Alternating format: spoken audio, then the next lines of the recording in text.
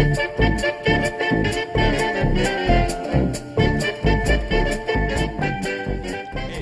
welcome to this week's episode of the Cantina. I am here with my good old pal Mook, and this is the chemist. Hi. Oh, we also got a guest, but yeah, we have a guest. She's trying not to talk. She's only screwed up 4 takes. Not true, only like 1.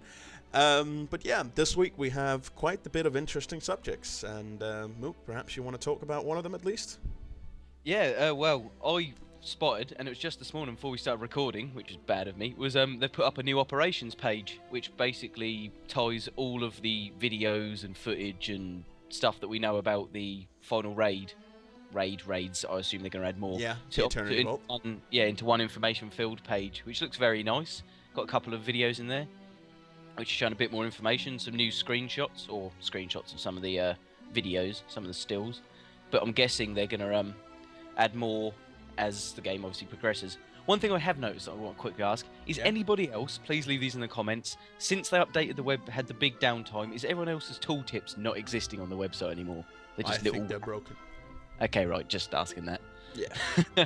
Right, but yeah, it's definitely a nice addition to the HoloNet, and you know, the more info the better.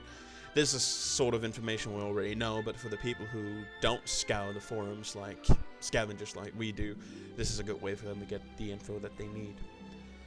But yeah, we have some other subjects for you guys this week as well, some really interesting ones. So if this episode is slightly longer than normal, please forgive us, but we have a lot to talk about this time. The next thing we want to talk about is the video that released on Friday. The video itself was meant to be sort of a cinematic in-game trailer thing, and it served on that. But what was the most interesting about it is that we know that they've been talking about making outdoor PvP zones, sort of like in Warhammer Online and such. And we got a glimpse of that at the end of the video. So this is mega speculation time. We saw them use rocket launchers, we saw walkers, we saw all kinds of different vehicles that you could interact with. I'm getting me a walker, and I'm gonna pimp that motherfucker out. Oh, I'm gonna be walking around with fluffy dice in the wind mirror and hose in the back, and yeah. Yeah, I'm gonna be like a crazy Arab driving on 2 wheels in Saudi Arabia with a rocket launcher taking down walkers. Somehow I don't think they're going to allow any of this, but it would be nice. That's the speculation, by the way. That's the speculation. But no, it really shows that they have not forgotten that PvP is an interesting and important part. And I hope that it's going to serve a more important purpose than Wintergrasp in World of Warcraft, for instance. So well, just the vehicles alone show they've added... Well, saying that, I know World of Warcraft have vehicles, but they look like it could just be a lot more... I'd like it to be more planet-side based combat, you know, where you had a base and you'd have a team storm that motherfucker with all their vehicles, and they'd fight it and take it, keep the resources, and then the other people would have to build up a counter force, and it wasn't like a set time, it could just happen whenever you want. So you can harass. The whenever you want is really the important part of this. You want it to be random, you want it to be sporadic, you want it to happen at any point, because it forces people to be more vigilant, it forces them to care more. We just want to get a third person's opinion on this. Hello? Yes. Ow! What do you think's going to happen with the battlegrounds? What do you think's going to happen? Okay, she doesn't want to talk. She doesn't want to talk. She's afraid. No, she's afraid to go on YouTube. She will be playing Tor with us, so we'll get her on a video at some point. Yeah. If she thinks she's not playing Tor, she's sad. We're kind of going to be like Athene, who put his girlfriend on the videos. We're just going to show tit stills on all our videos from now on. That way we can get more views, because that's a good way to show that you have an interesting product. Wink, wink. But yes. Oh dear. But yeah, anyway, back to the battlegrounds. Indeed. Or they're not battlegrounds, are they? They're RVR zones. They're RVR lakes, I think is the correct name for it. I'm hoping that they have whole planets. I know it sounds stupid. If anyone's ever played Darkfall, is it Darkfall? The one, the first person skill? Yeah. They had fortresses on there that people took over and whole guilds owned. And they were already generated into the world. They weren't built or anything like that. But you had to fight the fortress and get to the vault in the centre to take it.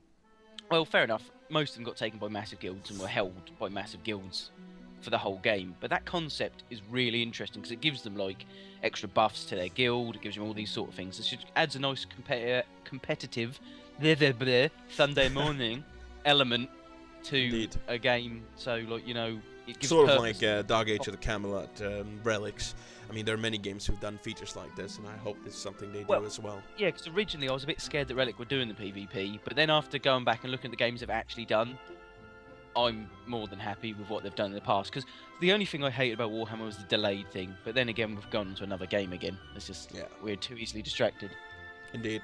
But no, it's relevant. It's all relevant information. Because the thing is, you might hear us bring up World of Warcraft, you might hear us bring up Warhammer Online, you might hear us bring up Star Wars Galaxies. The reason why we do this is a lot of the developers who worked on these projects, and some of them, I mean, EA Mythic, also known as Mythic, did Dark Age of Camelot and Warhammer Online.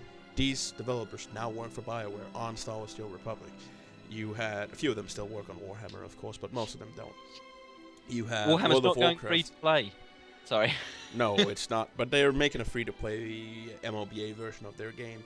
I mean, a lot of World of Warcraft developers are now working on Star Wars: The Old Republic. Some of the initial that created the original project. Most of the talented Star Wars Galaxies people are also working on at BioWare. So what they did in the past is all relevant. Did they get? Was it Torres?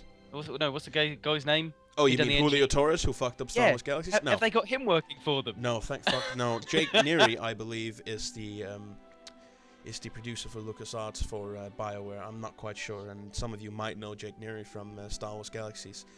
Just a quick question for you, because you'll probably know more than me. How much of a finger have LucasArts actually had in this project, or are they just skimming some money off the top because it's their franchise? I've been told that they have a very good working relationship. They almost visit the LucasArts farm on a weekly basis to discuss, at least during the early stages of development, discuss some of the things they wanted to do story-wise, and what they've said was that they were easy to work with, but they felt it because they had a similar idea of where they wanted to go. Obviously, LucasArts has one way they want to go with the game, and BioWare has another, but it seemed to have been in sync, so their working relationship have been easy. I'm getting laughed at. You're getting laughed at? How so? I'm getting laughed at. Well, who do you think's laughing at me? I didn't say who. I said how so. Why? I don't know. She seems amusing. Well, it is quite amusing seeing two guys talk to each other while recording. Good point. Indeed. Anyway, that really covers the battlegrounds as far as it really did. It's what we know so far. We've got the big subjects that Chemist wants to talk about, which he's been ranting about for the last 3 days. Which is, again, we're going back to last on Wednesday's subject, which is appearance tab, because it appears more information, or he's found out more information, has come to light on this. So we didn't really talk about it, but we kind of did. The reason why we wanted to bring it up again is that right now we're at a crossroads in terms of TOR development. We have two systems. Oh, can we go and gank noobs? Aren't we at crossroads? You, sir, are unbelievable. Retard. No. Right now we're at a crossroads. The development team do not know what to do. The community wants to go one way, and then another part of the community wants to go another way, and then there's BioWare standing there shrugging in the middle going, what the hell is fucking going on? Anyhow, there are two systems that they're contemplating right now. A classic item system like we know in WoW. You have items, some of them have a few slots that bumps up the stats a little bit, enchantments if you will, and that's that. You know, when you get the item, it's going to look like that item, and you know, in a Star Wars game, that's not really cool. I want to look different, I want to have a different appearance.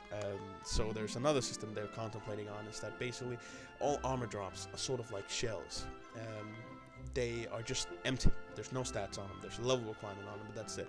And then they have an appearance, and then they have separate slots. They have the upper layer, the armor, under layer, insulation, would that mean, so in raiding, but in raiding, instead of getting armor end game, well, you could, but it'd be appearance only. Instead of getting armor, would the most important drops be, say, modifications?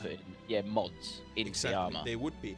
And some might say, well, that's not as cool as getting a shiny new piece of loot or something like that. Yeah, but they can put in the appearance stuff with it. Exactly. It's not like they don't have to. They can still make appearance stuff rare, but then they could just add these little gems, shall we call them?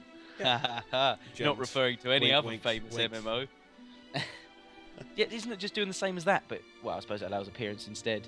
Yeah, it's doing what they're doing, but to a more extreme degree, because all of your stats, your damage, your armor, all that stuff is going to come from the modifications you put in armor, thus still allowing you to look different. Personally, though, I like that system, but if they had to compromise, I would prefer they just said, well, fair enough, we're going to make a system where this is the armor you get, it's going to look like that, we don't really care, and then there's an appearance tab, sort of like in LOTRO or in Rift or in other games, that allows you to change the way you look.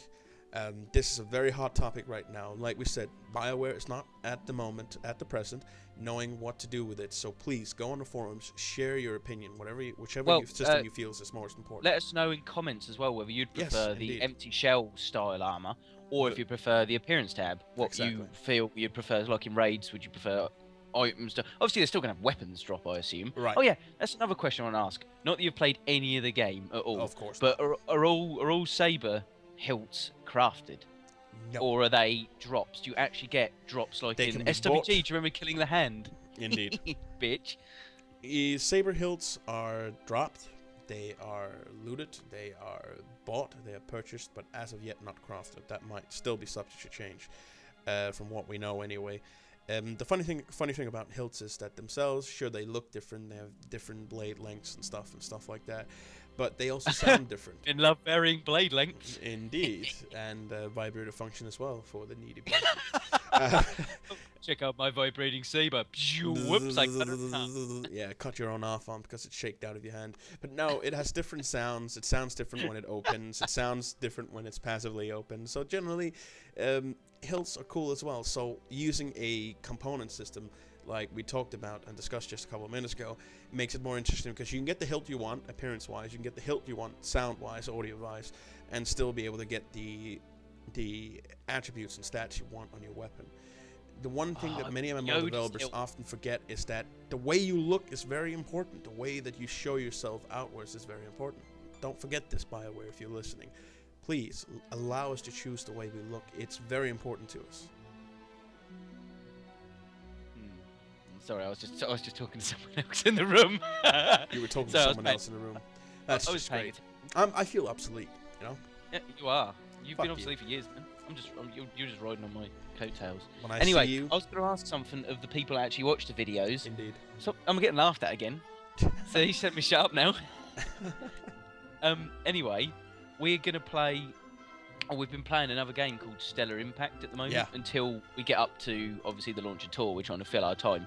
I was just wondering, and just leave this in a comment as well, if anyone would like to see any footage from that and us just pissing about PvPing in that or anything, then just let us know. Or if anyone wants to hook up and play with us, drop us a comment with letting us know, or come on our forums and we'll give you our TeamSpeak address and we'll be more than happy to talk to you and play with you. Yeah, fuck about and play games and just piss about, really. Yeah, and as always, guys, if you have any subjects or anything you'd like us to talk about, something you don't know about the game, we know a lot, and obviously we're restricted by the NDA. You know a lot. I just stand here and talk bollocks. Well, you have to listen to me blabber all day, so you must remember something.